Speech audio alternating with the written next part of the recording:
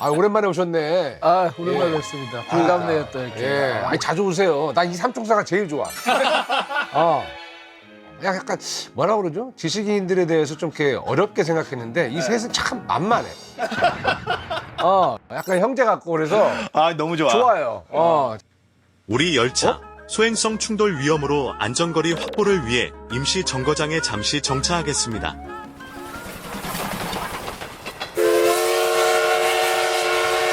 소행성 충돌? 이 열차에 무슨 일 생기는 거 아니겠죠, 이거? 다들 왜 이렇게 불안해하시는지 잘 모르겠는데. 안 불안하세요? 괜찮지 않나요? 난 비행기 탈 때 너무 불안한데 항상 손이 땀 나는데 지금 손이 땀 나는데 만져보실래요? 이 세상에 진짜 땀이 있어요. 왜 땀 나는 거예요, 도대체? 저는 불안이 좀 높은 편이에요. 그래요? 책상 위에 예를 들어서 유리잔 있으면 항상 이렇게 누가 쳐서 이렇게 깨뜨릴까봐 되게 노심초사하고 이게 각 테두리에 있으면 조용히 이렇게 안쪽으로 밀어넣는 그런 스타일이에요.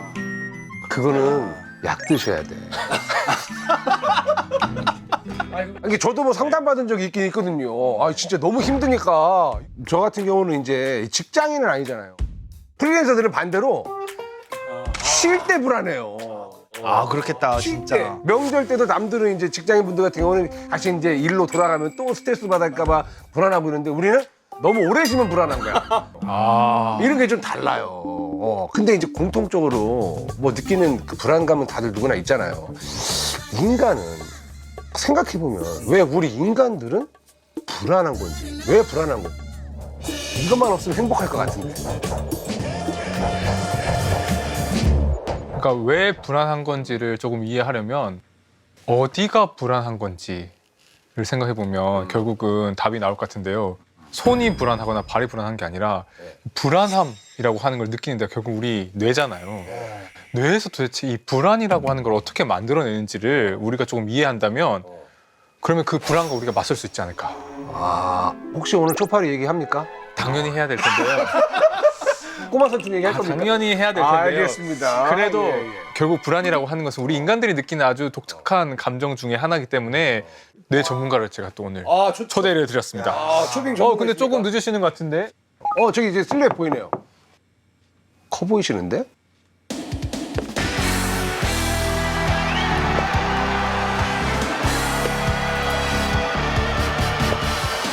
뜨거운 코트를 가르며 너에게 가고 있어.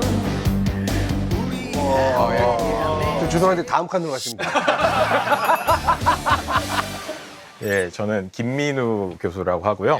지금 감정이 뇌에서 어떻게 발생하고 또 조절되는지 그 원리를 파악하는 연구를 하고 있습니다. 그러면 뇌 전문가시죠? 그렇습니다. 그러면 뇌를 직접 이렇게 꺼내가지고 약간 그 분해해보면서 연구를 하시는 건지 너무 궁금해요. 네, 아쉽게도 그러지는 않습니다. 이게 제가 뇌를 연구하는 방법은 사진과 영상을 찍는 겁니다. MRI라는 그 기계 아시죠? 알죠. 자가 분명잔치. 네. 문제를 다 매년 찍어요. 나 건강검진 할 때 매년 찍어. 그럼 뇌 연구할 때 어떤 사람을 연구를 하세요? 찍으세요? 저 같은 경우에는 이제 그 대학교에 있기 때문에 대학생들, 대학원생들 위주로 자원을 받아서 자원이죠? 예, 자원입니다. 알바비를 줘요, 하면은. 네. 저도 학생 때 돈 벌려고 FMR 찍은 적이 있어요. 많이 찍었어요? 많이 당하고 싶었지만 이게 많이는 안 시켜주더라고요. 그런 거 있잖아. 뭐 3일 촬영하고 500만 원 받는다든지 이런 거 해본 적 있어요? 그렇게 많이 주지 않습니다. 학생 대상이라. 예, 맞습니다. 그래서 MRI 기법을 통해서 이제 뇌 영상을 촬영을 하고 그리고 신경 회로를 연구를 합니다. 신경 회로가 어떤 거인지 한번 말씀해 주실 수 있을까요? 신경 세포로 이루어져 있는데요. 신경 세포들이 하나가 아니라 여러 개가 같이 이제 다니는데 그것들의 그 줄기라고 생각하시면 됩니다. 뻗어 있는 예, 그 나무의 줄기라고 생각하시면 되고 그게 묶음이 이제 신경 다발이 되죠.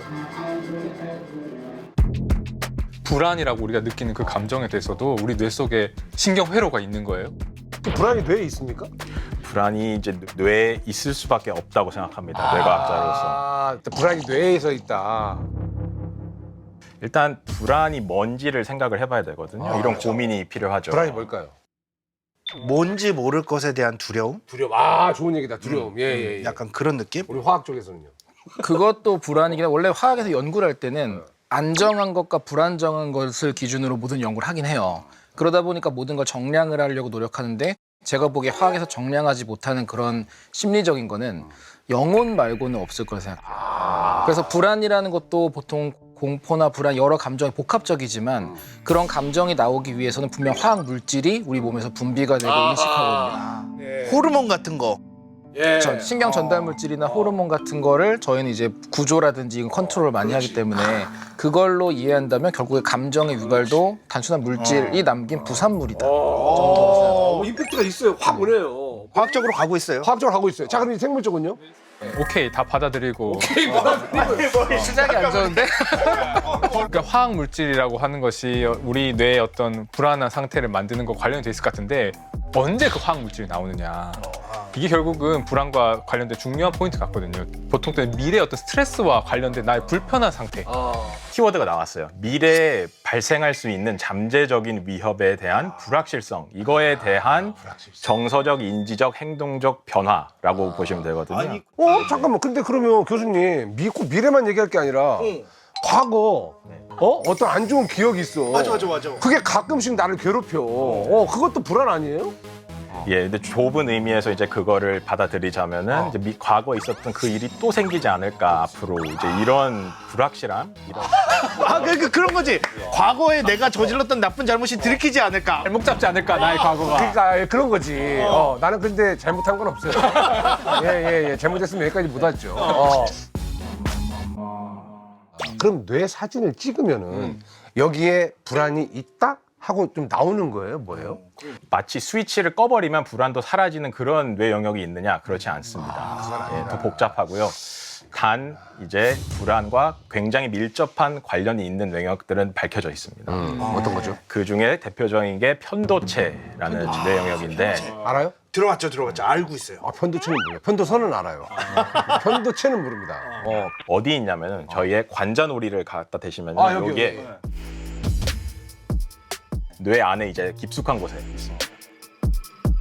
이 편도체는 평상시 때 기능이 어떤 기능을 주로 관장합니까? 그게 보통 불안과 공포. 더 이제 쉽게 설명을 드리자면 바로 화재 경보기라는 기능이 있어요. 그래서 저희가 더 큰 그림을 그려보자면 결국에는 우리 주변의 물리적인 세계를 이제 돌아다니면서 이제 자극을 감각기관을 통해서 받아들이고 그걸 통해서 뇌에서 처리를 해서 그게 저희의 감각 피질로 갑니다. 근데 위협 탐지기는 어떤 방식으로 작동을 하느냐. 이제 하이킹을 하는데 산행을 하는데요. 갑자기 숲속에서 뱀같이 생긴 게 뭔가 갑자기 스르륵 하고 그렇게 들어왔어요. 그때 무슨 일이 일어나면 편도체에서 그 시각 정보, 청각 정보를 받아들여서 이게 내가 알고 있는 위협 정보랑 비슷하냐. 비슷하기만 하면 얘는 이제 알람을 울립니다. 조식! 딱 이런 느낌. 예, 준비하고 그러니까 뇌 전체의 각성이 더 쉽게 되도록 그 시동 버튼 누르듯이. 네, 준비 상태가 되는 거죠. 편도체라는 영역은 굉장히 오래된, 진화적으로 오래된 영역이라고 알려져 있습니다. 그래서 뭐 파충류에도 있고 파충류 뇌의 일부다라고 하는데 그만큼 기능이 단순하거든요. 얘가 똑똑하게 뭐 주변 정보를 다 종합해서 상황에 맞게 반응하지를 못해요. 그러니까 예를 들어 뱀을 봤는데 동물원에서 봤을 때는 공포를 안 느껴도 되잖아요. 위협이 아니지. 그렇죠. 근데 그런 맥락 정보를 편도체는 처리하지 못합니다. 혼자서. 그거는 어디서 처리해요? 전전두 피질이라는 뇌 앞부분에 있는 껍데기 부분입니다. 전전두 그런 거니까 진짜 앞에 있나 보네요. 예, 앞에 앞. 뱀을 봤는데 편도체가 계속 위협이 있다라고 양치기 소년처럼 막 이제 활동을 하는 겁니다. 주변 상황 맥락 생각하지 않고. 근데 그거를 지금 위협적인 상황이 아니니까 조용해라 이렇게 말을 해주는 그런 존재가 전전두 피질인데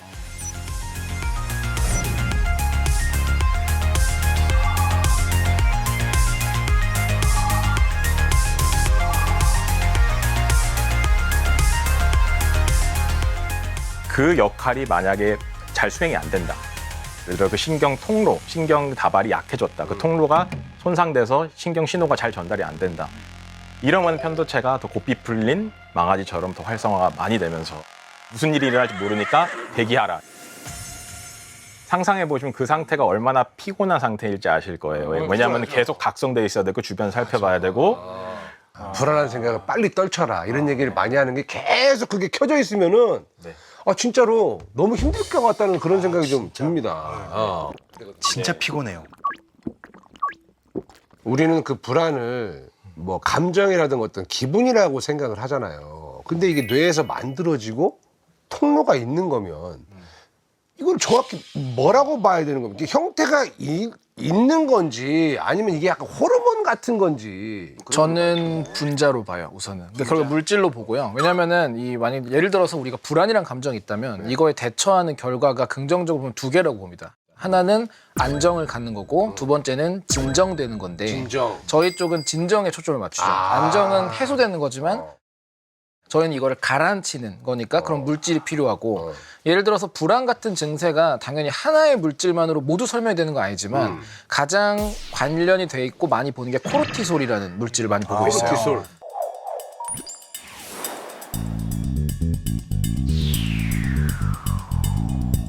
이 코르티솔이 나오면 우리가 불안했을 때 증세가 그대로 나와요. 식욕이 없어지고 몸의 모든 기능을 정지시켜요. 쓸데없는 것들을. 그거랑 이제 흔히 말하는 아드레날린이 나오면서 약간 투쟁이나 도피를 할 준비를 하고 이 모든 과정이 불안이나 공포랑 연관이 되거든요. 결국 저희는 이 불안이라는 게 코르티솔 농도 기준으로 생각을 하고 약이랑 많이 관련이 되고요. 그거랑 연관되는 게 사실은 자백제예요. 자백제가 뭐예요? 자백제 영화 보면은 저기 나오죠. 스파이들이 주사 놓고 자백하게 만드는 거. 자백제는 실제로 있어요. 있어요? 네, 실제로 있고 무슨 그게 결국에는 원리지? 우리 인간의 그 인지나 그 경계막이 보통 크게 한 10단계 정도 나뉘는데 하나하나 낮아질수록 행동이 점점 할 수 없는 게 늘어나요. 일부러 의식을 낮춰가지고 거짓말을 못하게 말을 하는 단계까지 내리는 거예요. 그러면 그거네. 야, 말 못해. 말 못해. 근데 한 대 딱 놔. 다 말할게요. 한 단계 딱 더 내려가면은 편해지니까. 한 단계 딱 더 내려가면은 편해지니까. 호흡이나 침 삼키기 이런 거 못하게 해서 그래서 자백하다가 죽는 게 조금만 더 가도. 근데 이게 펜토탈이라는 물질 등등 되게 많고 또 다이아제팜이나 이런 가라앉히는 거고 대표적으로 술. 술이 자백제의 가장 대표적인 거예요. 근데 그것도 뭐 케바케 아닌가? 왜냐면 술을 먹고 그냥 더 급발진하는 사람도 많이 있는데. 그거는 그게 본성인 거예요. 성향이다. 그거를 평소에 억누르고 있던 게 풀리면서 이제 내 안에 야수가 풀려나는 게 그런 거고 취중 진담이란 말 있잖아요. 예. 이게 사실 맞는 말로 학술 논문도 많아요. 야. 그러면 술이라는 게 그냥 나온 김에 불안을 좀 낮추는 그 효과가 좀 있어요? 우선 그 신경 자극 자체를 낮춥니다. 보통은 신경이 있으면 전기가 이온이 막 들어왔다 나왔다 하면서 자극을 주는데 술을 먹게 되면 얘네가 그 보통 가바라는 데 많이 붙잖아요. 전기도 그러면 취하나? 걔네들도? 걔네가 다른 걸 열어서 그 극을 많이 못하게 완화를 시켜요. 진정을 시켜요.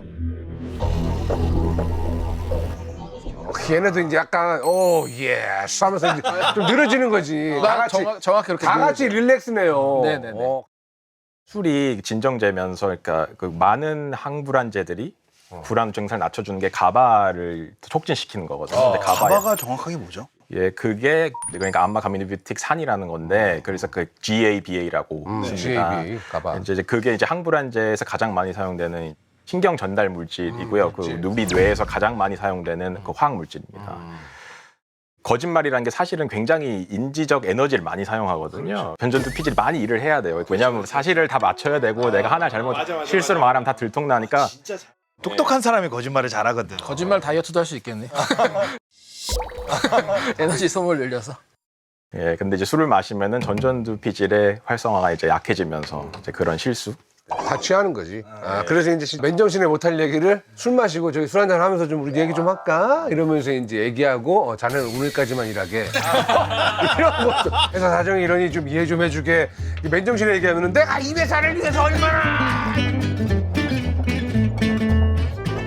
그 아까 코르티졸 얘기를 해주셨는데 생물학 쪽에서는 코르티졸이라고 하는 호르몬을 스트레스 호르몬이라고 부르거든요. 불안이랑 스트레스랑 관련이 있는 것 같아요. 왜냐면 스트레스 상황에서 우리가 불안해하고 불안하면 스트레스가 쌓이잖아요. 그럼 코르티졸 같은 호르몬들이 정확하게 이렇게 신경회로에 어떤 작용을 하는 건가요? 그 스트레스가 되게 깊은 관여를 합니다. 그러니까 예를 들어서 제가 이제 학부생들 수업을 할 때 많이 예를 드는 건데 시험 기간에 어떤 사람들은 굉장히 스트레스를 많이 받고 힘들어하고 막 긴장돼 있고 시험 앞두고 막 맞아요. 힘들어하는데 어떤 사람들은 굉장히 릴렉스돼 있거든요. 짜증나. 그래야 돼. 이런 얘기를 여기 어디? 그 야망이 높으신 분 아, 있잖아요. 미스터 초파리? 야망이 높으신 분은 예. 시험 때 왜 불안해요? 라고 언제? 누가 그런 재수없는 얘기를 했다? 좀 전에 대기실에서 아, 진짜? 풀어서 말씀해 주시죠. 예, 그래서 이제 편도체와 전전두피질 연결하는 그 신경 다발, 그 통로가 중요하다고 생각을 하고 있습니다. 이제 그게 스트레스를 많이 받게 되면은 손상이 이제 생기는 건데 손상 좀 약해진다든지 단단함이 비유를 하자면 그게 고속도로예요. 그래서 그 도로 위를 달리는 차량들은 뭐냐? 그게 바로 신경 신호들이라고 생각을 해주시면 이제 되십니다. 그 신경 신호 전달이 원활하게 돼야 돼요.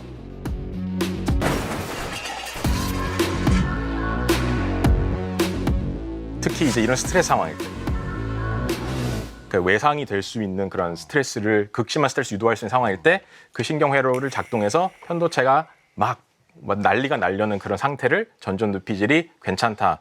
너무 걱정하지 마라. 이렇게 좀 조절해 줘야 되는데 진정시켜 줘야 되는데 그 역할을 못 하게 된다는 거죠.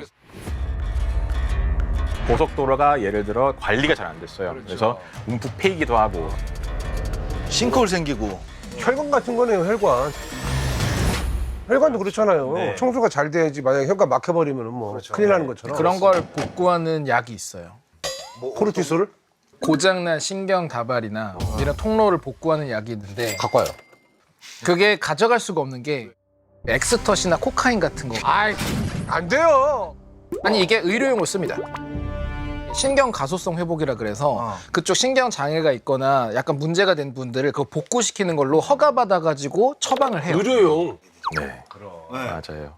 아까 그 신경이 손상이 된다고 그랬잖아요. 정말 물리적으로 손상이 되는 거예요?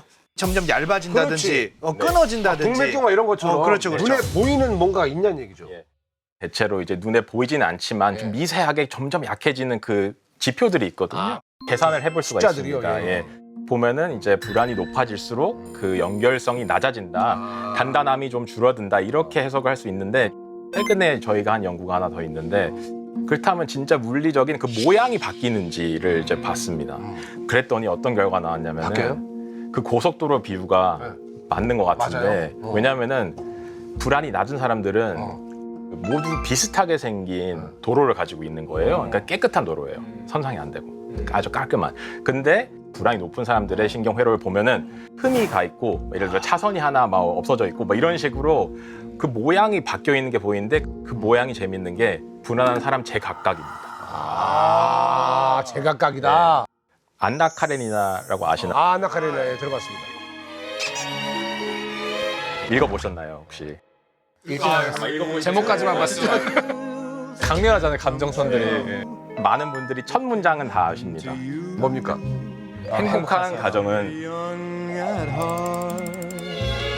행복한 가정은 다 비슷한 모양이고 불행한 가정은 다 제각각의 모습으로 불행하다는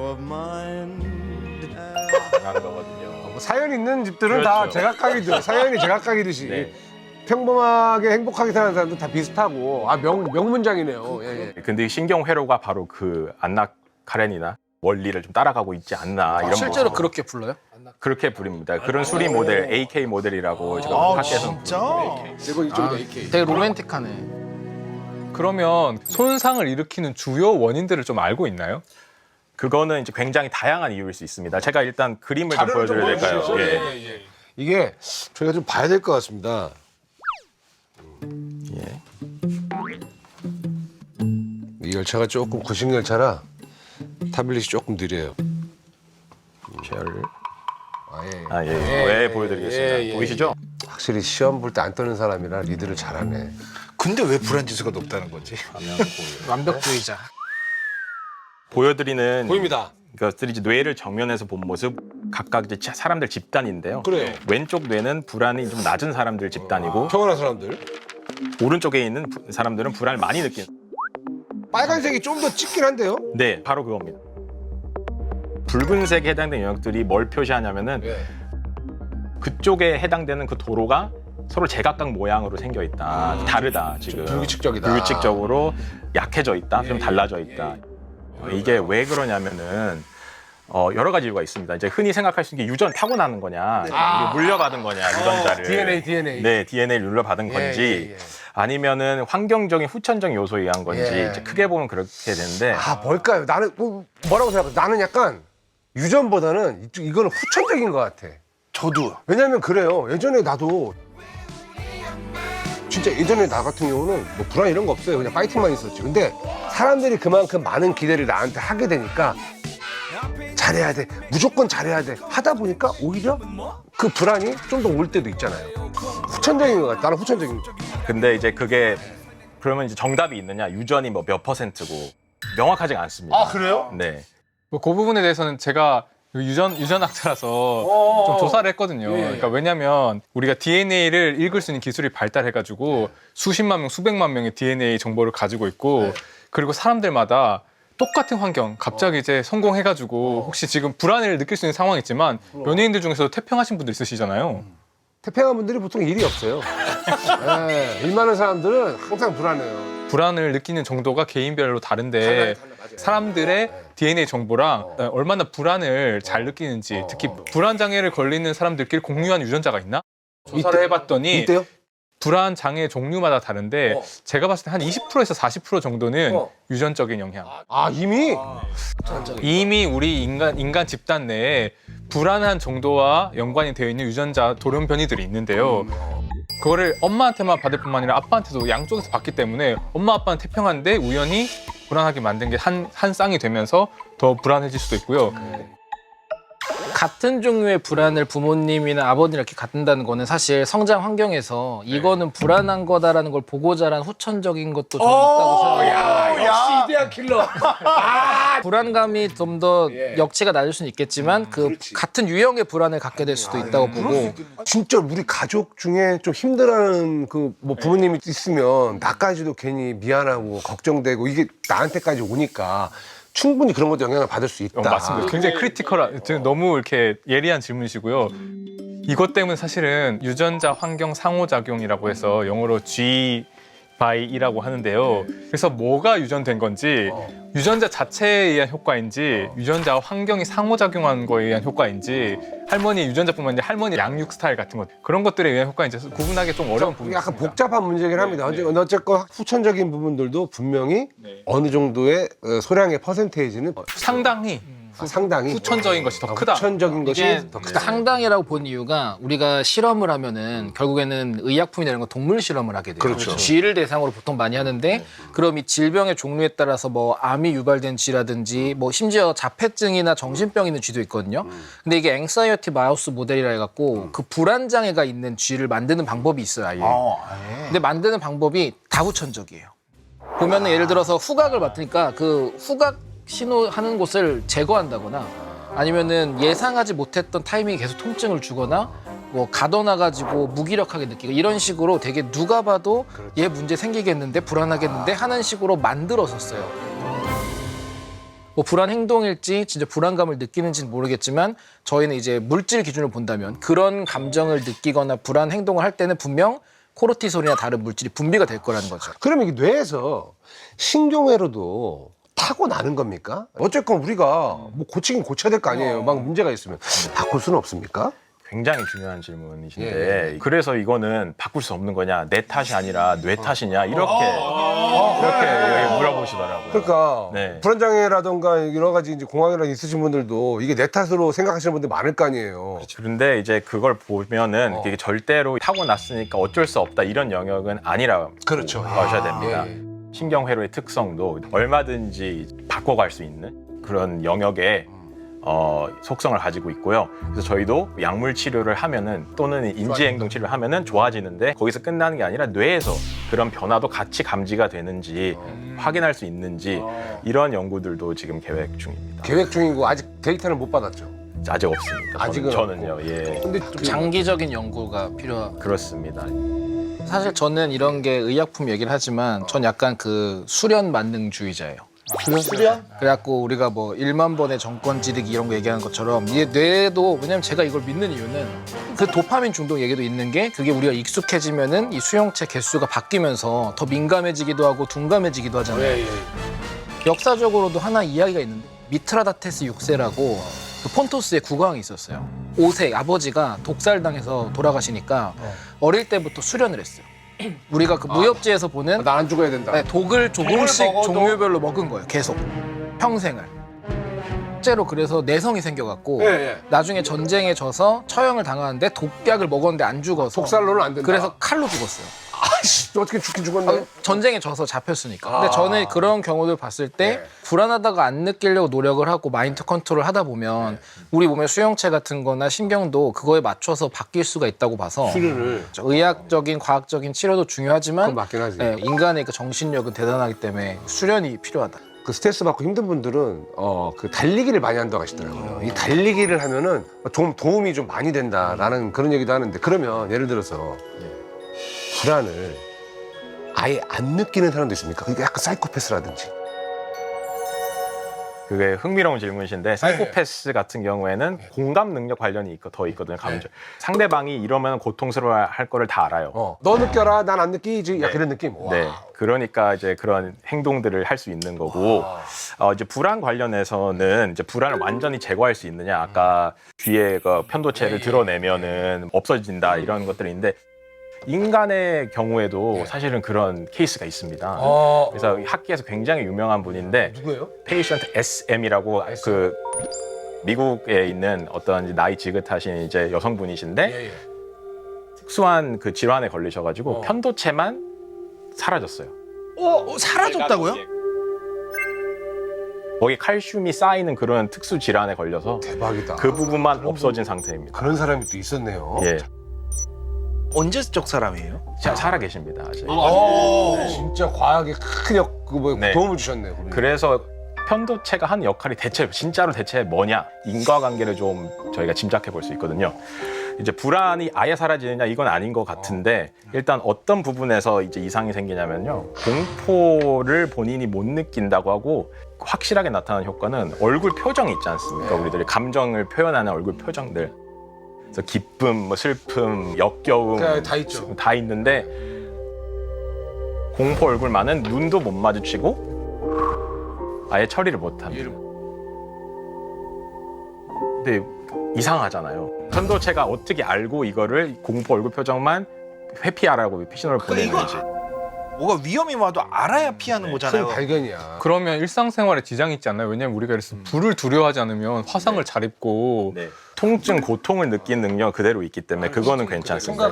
그래서 이제 물어봤어요, 연구하는 사람들이. 그럼 당신은 그 공포라는 거기 뭔지는 아느냐 했더니 이렇게 답을 했습니다. 당신들이 얘기하는 공포가 뭔지는 안다. 개념은 이해하는데 나는 그걸 못 느낀다.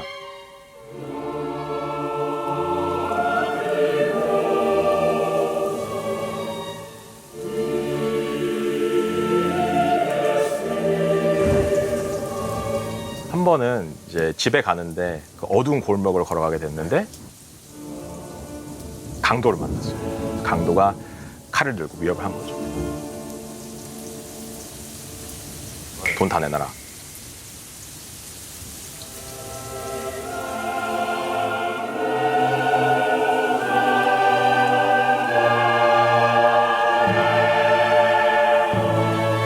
보통은 호 이렇게 예. 해야 되는데. 예, 그래서 이제 돈 준 대로 줬고 예. 집에 돌아갔는데 이제 그 다음이 재밌습니다.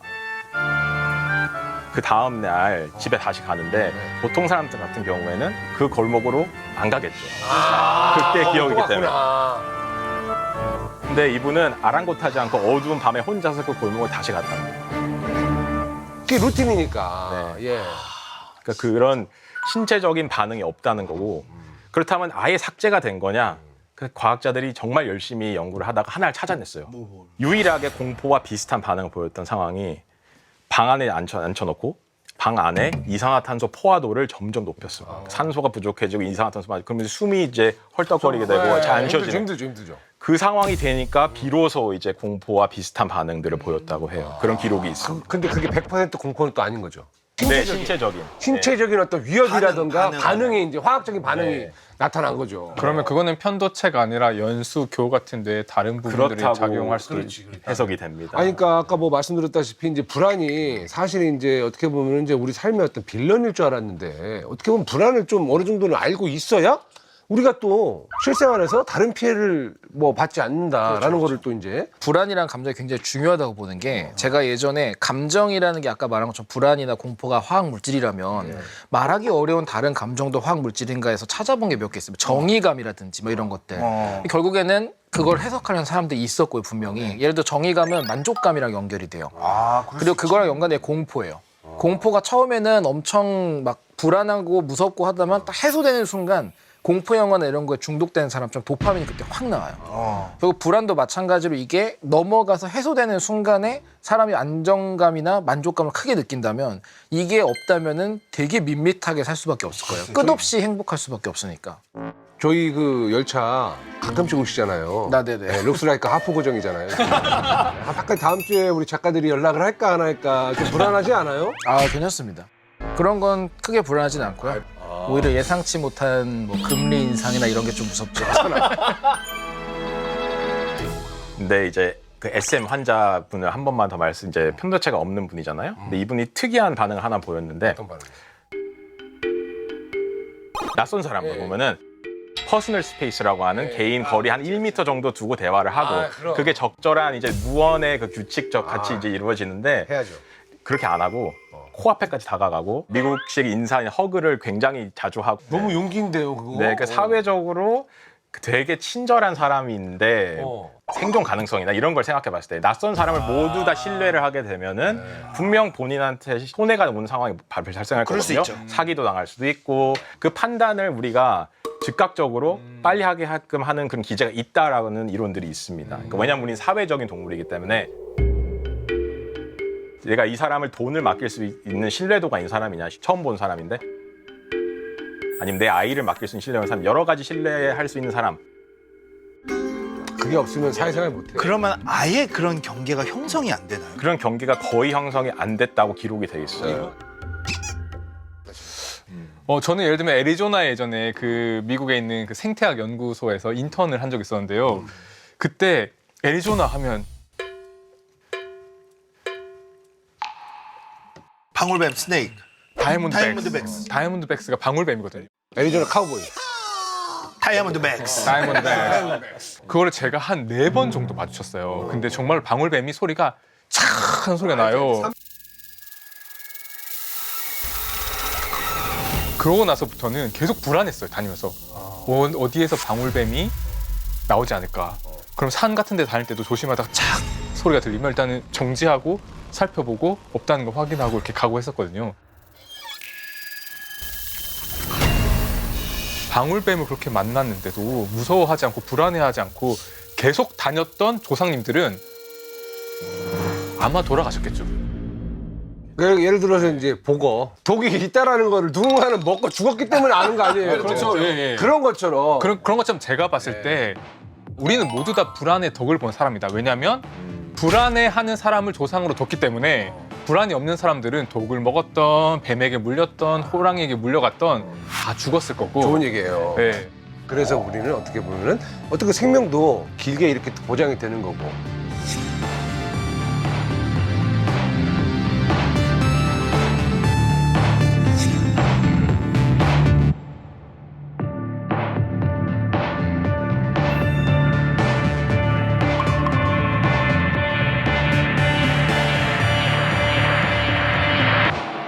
불안이 뇌 때문에 일어나는 거면 혹시 동물들은 뇌가 있는 동물들은 혹시 불안을 아는지. 제가 미국에 있을 때 강아지를 키웠어요. 반려견을 키웠는데 분리불안증이라고 있잖아요.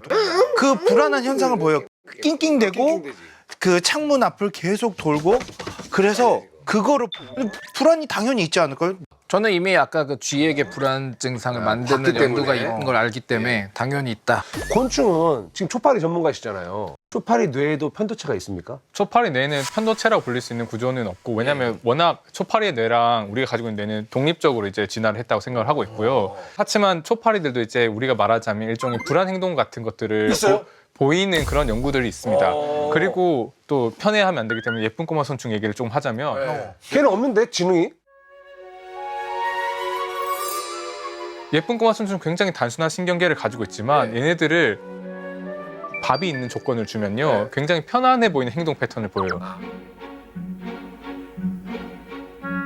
밥을 풍성한 데 있다가 밥이 없는 데로 옮겨주잖아요. 옮겨주잖아. 막 불안해하는 것처럼 애들이 막 움직이고 뒤로 갔다가 앞으로 갔다가 옆으로 갔다 하는 행동들을 보입니다.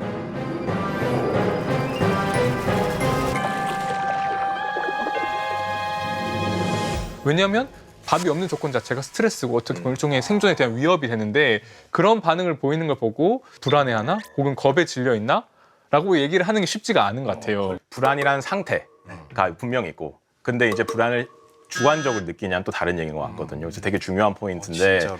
심리학에서도 그렇게 얘기하고 이제 주관적인 나의 느낌은 사실은 나밖에 모르거든요. 그러니까 나만이 이거를 알 수 있고 이걸 객관적으로 자료 제대로 측정할 수 있냐 이거는 어렵다 기본적으로. 그래서 심리학에서 많이 사용되는 게 언어로 표현하는 거거든요. 나의 상태는 이렇다.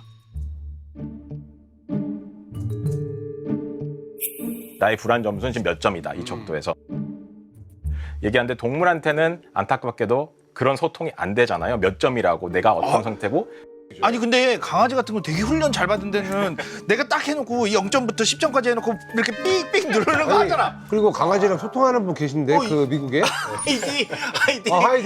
하이디 씨 있던데. 동물병원에서 가끔 동물 MRI도 좀 찍어보세요.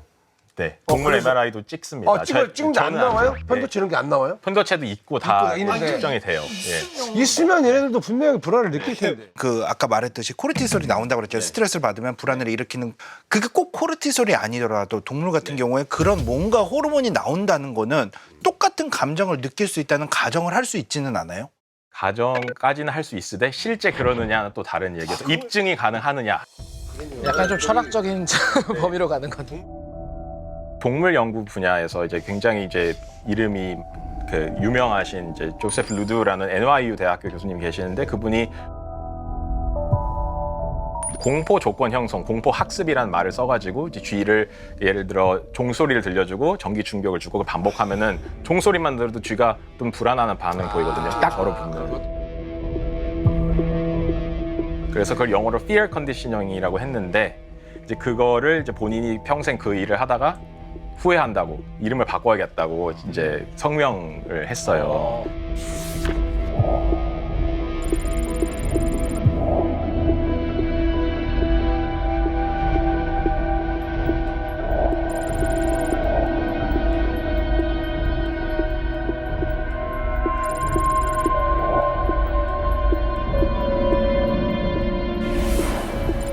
그래서 이 공포라는 건 주관적인 경험이 들어가 있는 단어인데 그걸 씀으로써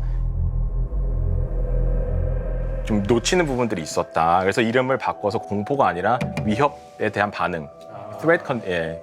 이제 이렇게 하더라고요. 이제 그런 부분들이 있고 이제 물론 반려동물 키우는 입장에서는 저도 동감합니다. 예, 당연히 있을 수밖에 없다고 생각합니다.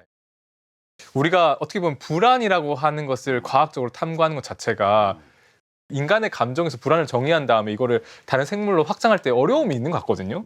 관련해서 지금 이 방금 저희가 논의한 내용들에 또 다른 그 답을 구할 수 있는 방법이 어린 아이들을 보는 거거든요. 그러니까 아이들. 그 저도 어린 딸이 한 명 있어요. 초등학교 3학년인데 어렸을 때 불안이 언제쯤 생겼을까를 보면은 연구하다 보니까 좀 편향이 있을 수도 있는데 아기 때는 누구나 다 그럴 거예요. 아기 때는 즉각적인 반응을 하거든요. 배고프면 배고픈 상태에 대해서 울고 반응하고 짜증내고 화도 내고 웃기도 하고 이러는데 그게 대부분 다 현재 지금 이 상태, 방금 지금 now. 당장. 네, 당장 그건데. 네. 근데 이제 불안이란 건 미래에 대한 그렇죠. 반응이잖아요. 그러니까 미래에 대한 개념이 생길 때 그 불안도 같이 그때 나타나지 않을까 하는 생각이 들더라고요. 뇌가 발달하면서 깨닫게 되었을 때 처리가 되기 시작할 때 불안도 같이 태어나는 게 아닐까. 그게 이제 약간 자연스러운 그런 그 과정이라는 얘기잖아요. 그러니까 전 사실은 제가 공황이 좀 왔었어가지고 진짜요? 제가 미국에서 그 연구할 때 공황이 왔어서 안 되겠다고 상담을 한 8개월 정도 매주 이렇게 받았어요. 근데 지금 얘기하신 거랑 반대의 상황이었던 것 같아요. 미래에 대해서 알게 될 때 불안을 느낀다라고 하셨잖아요. 근데 제가 거기서 이제 상담 치료를 받으면서 집중했던 거는 미래를 버리고 현재에 집중해야 된다. 그것도 맞는 말이지. 현생. 네. 불안의 근원은 미래에 대한 걱정에서 오는 거니까 내 현재를 집중을 해야지 이 불안에서 벗어날 수 있겠구나라고 진짜 컨트롤을 깨달았는데 잘하신 거네. 그래서 요즘 조금 편안해 보이실 수도 있는데 그 전에 훨씬 더 불안한 사람이었거든요. 그래요?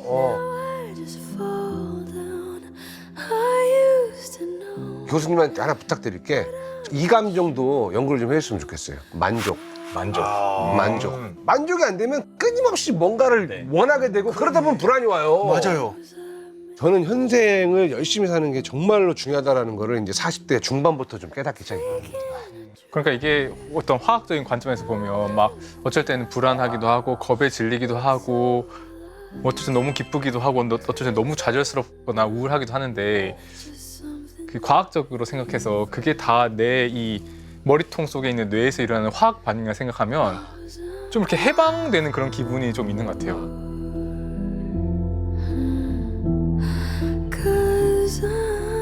우리가 어떤 문제가 해결이 안 돼서 내가 뭐 시험을 잘 못 봐서 하고 싶은 걸 못 해서 불안하고 힘들고 좌절이라고 생각할 수 있는데